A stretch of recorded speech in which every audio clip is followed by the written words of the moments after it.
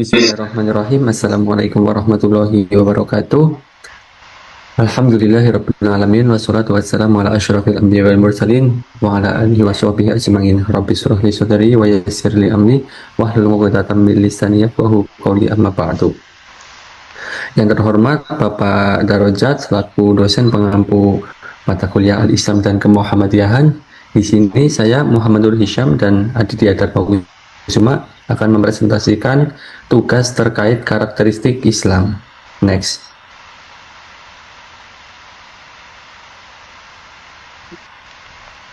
Nah, untuk substansi yang pertama terkait integrasi karakteristik Islam dengan etika profesi kefarmasian di era digital ini. Next. Nah, di mana di sini ada pendahuluan hubungan antara Islam dan ilmu kefarmasian itu sangat erat dan integral. Keduanya tidak dapat dipisahkan karena memiliki tujuan yang sama, yaitu untuk menciptakan kemaslahatan dan mencegah kerusakan. Nah, Islam juga memberikan perhatian khusus terhadap pertumbuhan, baik ekonomi, pembinaan, dan pengembangan ilmu kefarmasian dalam segala aspek keilmuannya. Nah, integrasi antara Islam dan ilmu kefarmasian untuk memperkaya pemahaman kita terkait kesehatan dan pengobatan, serta mengajarkan nilai-nilai yang tinggi dan mulia dalam praktik kefarmasian.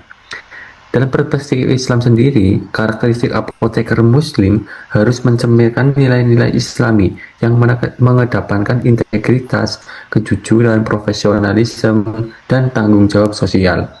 Nah, seorang apoteker Muslim tidak hanya bertugas menyediakan dan menyeracik obat, tapi juga harus menjadi teladan dalam melayani masyarakat dengan akhlak yang baik dan memegang teguh prinsip Islam.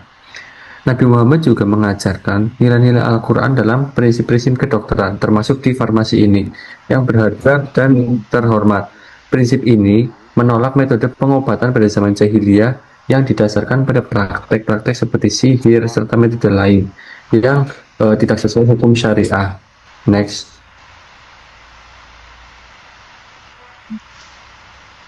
Nah, profesi apoteker Islam ini yang dikenal seni meracik dan menyiapkan obat menjadi terpisah dari kedokteran sejak abad ke-8.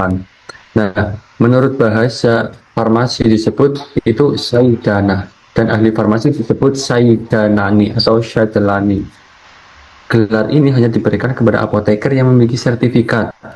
Nah, orang yang pertama memiliki gelar Asy-Syaidalani ini adalah Abu Quraish Asy-Syaidalani dari Baghdad, seorang apoteker, doktor, kolektor, dan pedagang obat dan rempah-rempah pada zamannya.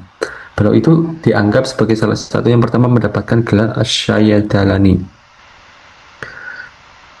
Dari abad ke-7 hingga ke-12, ilmuwan muslim secara intensif meneliti dan mencari berbagai sumber daya alam yang berpotensi dijadikan obat.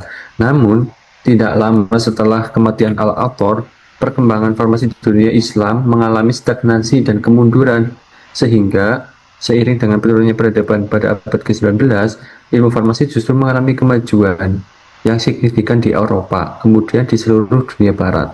Next. Nah, selanjutnya ada landasan etika profesi Islami. Yang pertama ada amanah, syidik, fatonah, dan takhlik. Nah, landasan ini sebenarnya mengambil dari yang sudah diajarkan oleh Rasulullah, di mana amanah itu terkait gimana integritas kita dan tanggung jawab kita dengan melakukan praktek yang bertanggung jawab penuh atas kesehatan pasien, serta menjaga kerahasiaan informasi medis. Nah, di era digital ini termasuk menjaga keamanan data elektronik seperti resep riwayat pasien dari kebocoran penyalahgunaan. Terus ada sidik atau kejujuran. Nah, dengan sidik memberikan informasi obat yang benar, tidak menyesatkan, dan memastikan kualitas produk yang diberikan. Terus ada terkait fatonah atau kecerdasan. Nah, ini erat kaitannya dengan profesionalisme. Nah, ilmu farmasi yang mendalam dan terus mengikuti perkembangan sains dan teknologi. Dalam konteks digital, apoteker harus mahir menggunakan sistem informasi kesehatan seperti dalam farmasi dan teknologi AI yang mungkin digunakan dalam pelayanan maupun diagnosa. Selanjutnya ada tablik atau pelayanan komunikasi, di mana kita harus menyampaikan informasi obat dengan jelas, tulus, dan efektif kepada pasien. Di era digital ini dapat dilakukan konsultasi online, seperti menggunakan telefarmasi atau konten edukasi digital yang akurat dan mudah dipahami. Next, tujuan apoteker di dalam dunia sekarang ini, di dalam lingkup cakupan Islam, adalah untuk mengatasi masalah terkait terapi obat dengan tujuan akhir untuk memperbaiki kualitas hidup pasien.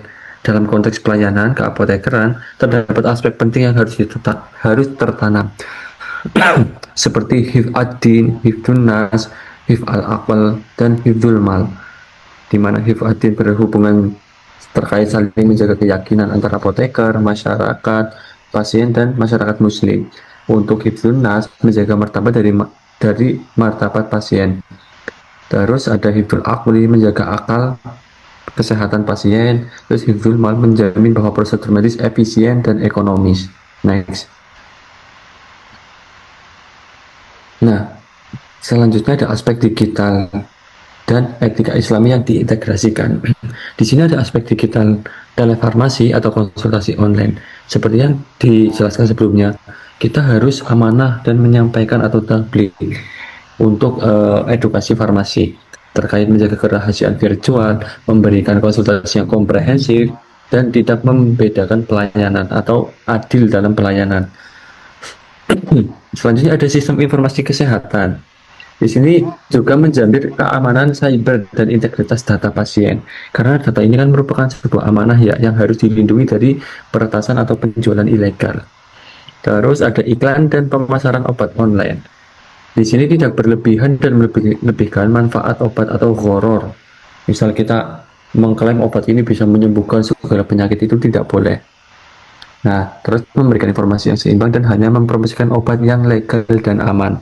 Nah, legal yang aman ini apa? Dalam konteks farmasi harus tersertifikasi dari Badan POM. Terus ada penelitian farmasi teknologi digital atau AI. Karena sekarang zamannya AI, kita harus memanfaatkan dengan bijak.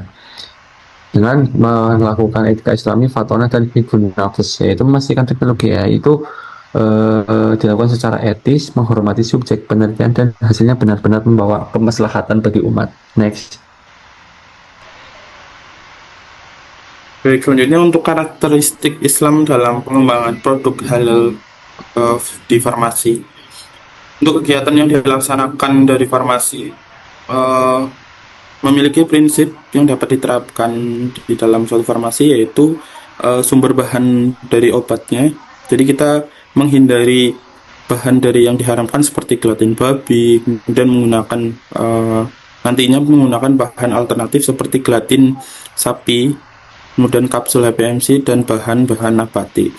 Kemudian untuk proses produksinya tidak tercampur dengan benda-benda yang najis, kemudian menggunakan enzim, kultur mikroba maupun bahan rekayasa genetika yang jelas itu asalnya dari mana. Kemudian untuk tujuan penggunaannya itu seperti prinsip